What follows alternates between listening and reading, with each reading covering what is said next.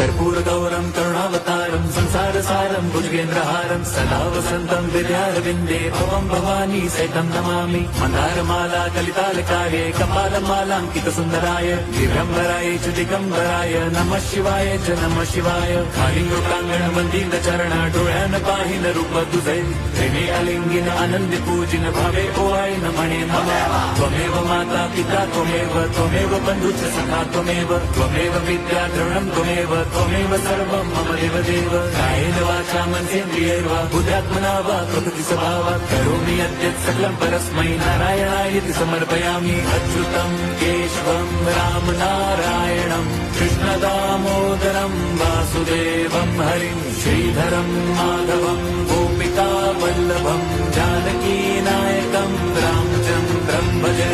Hare Ram Ram Ram Hare Hare, Hare Krishna Hare Krishna.